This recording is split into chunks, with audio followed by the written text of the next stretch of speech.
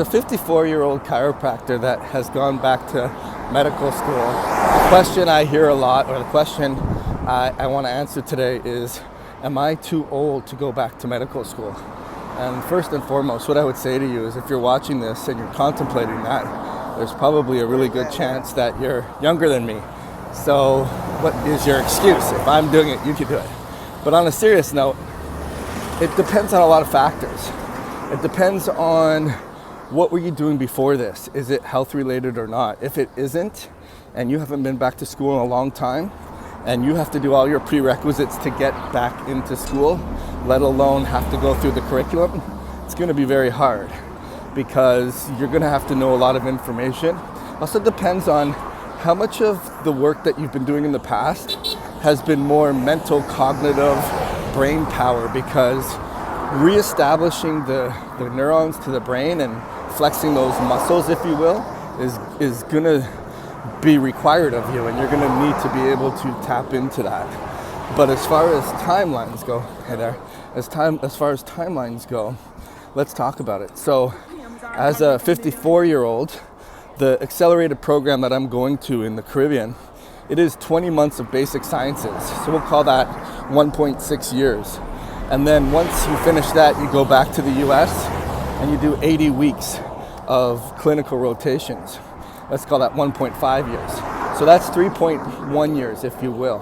On top of that, you got to measure time for taking tests and boards, and assuming everything goes well, you have to match in a certain residency. Now, one of the things you have to consider as an older adult going back to med school, and if you're too old or not, is, do I want to pick a residency that's going to take me 7 years to get a fellowship, like surgery or surgery would be the main one.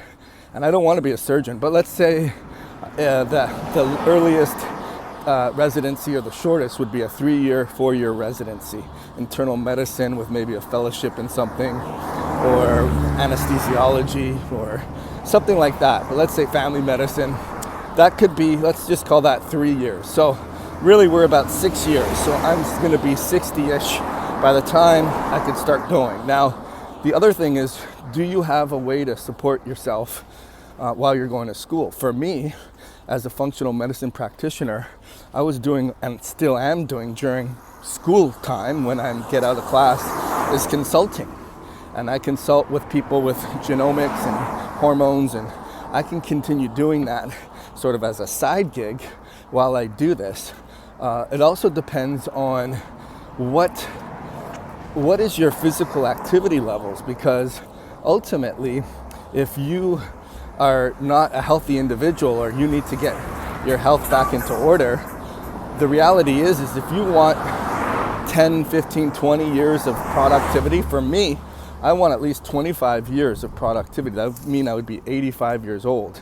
And I want to get into the functional medicine world, the anti-aging world, longevity, age reversal, peptides, and really bring in and usher in the 2.0 medicine model, where we don't just take pharmaceuticals to fight things that we're sick with, but we have customized and personalized, based on your genetics and your environmental unique factors, how to extend your length of aging so that the average age goes up to 90, 95, 100. So those are the factors that I would say you really have to consider if you're looking to get into medicine. Is what is it that you want to do? How is your physical energy levels now? What is the background that you have? And ultimately, how motivated and driven are you? Because there's going to be definitely ups and downs. Just yesterday, I was studying alone in the library, and I was thinking, man, I'm 54 years old, and I'm going back to school, and there's no one here around me. I'm sort of alone. I'm isolated on an island away from my family.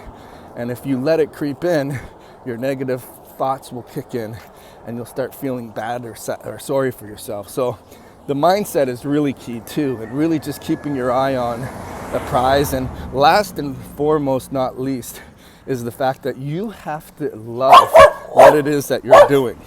For me, I'm so interested in the information and adding to my already existing knowledge base to me, it's fascinating, the intricacies of the body and how amazingly divine it is. Now, if you're going through this, I have some classmates that their parents wanted them to do this, or they're not really passionate about it, or they don't enjoy the content.